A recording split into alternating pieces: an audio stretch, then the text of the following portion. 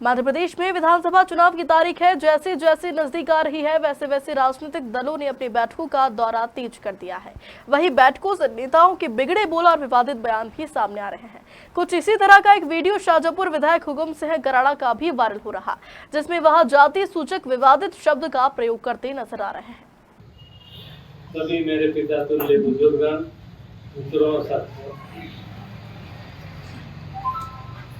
मैं उस दिन आया था, मैंने यही आपसे अनुरोध किया था कि कुछ ना कुछ अच्छा करना चाहिए जिसकी वजह से अपन थोड़ा सफलता प्राप्त कर सकें।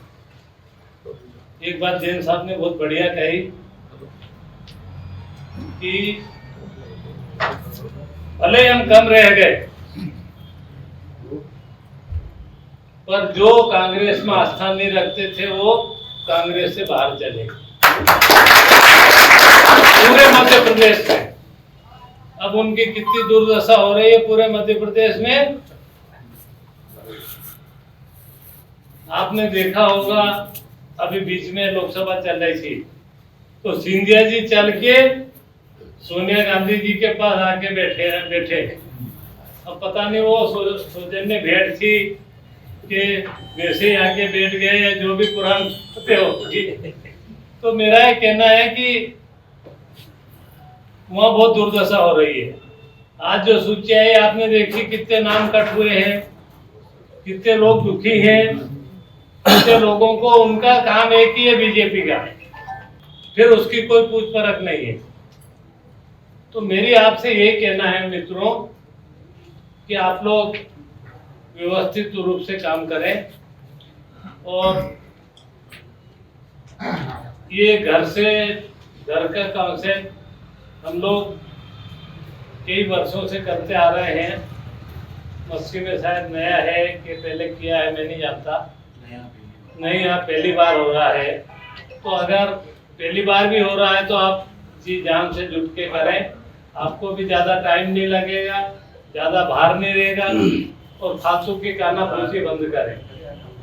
अगर किसी को कांग्रेस अच्छी नहीं लगती हो तो साफ सुथरी बात कह देता हूँ, जिसको कांग्रेस अच्छी नहीं लगती हो उस दिन महाकाल के दर्शन करने चले जाना 17 तारीख को।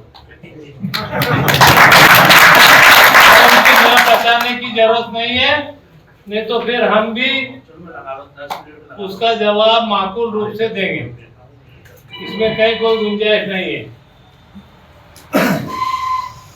तो इसलिए इस बात का ख्याल रखें आप लोग कि जो वास्तविक लोग हैं, जो काम करने वाले लोग हैं, हुकुम सिंह कराड़ा के विरोधी हो सकते हैं, पर अगर कांग्रेस का हितैषी है तो हुकुम सिंह कराड़ा को भी झकमरा के उससे काम कराना पड़ेगा और चोरी करना पड़ेगी उसके लिए।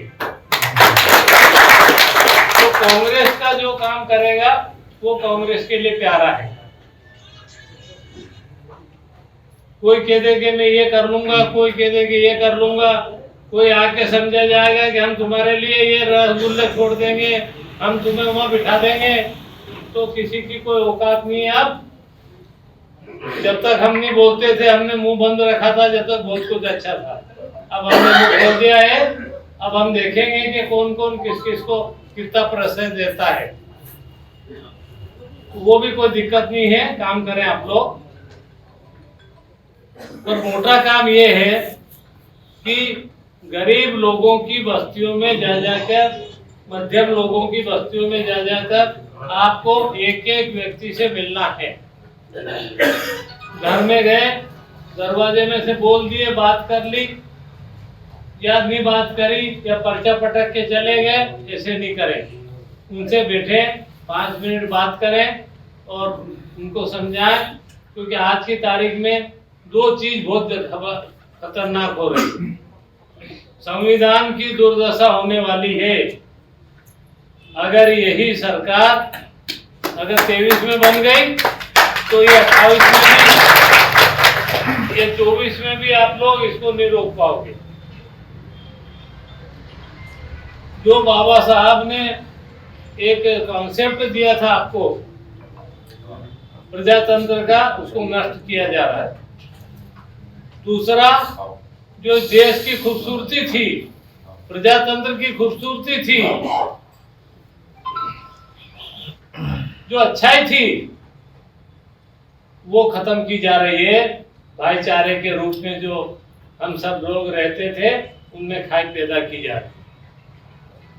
चाहे वो धर्म के नाम से हो, संप्रदाय के नाम से हो, जाति के नाम से हो, या किसी अन्य तरीके से हो, सबको अपना अपना काम करने का अधिकार है, सबको अपनी अपनी बात कहने का अधिकार है।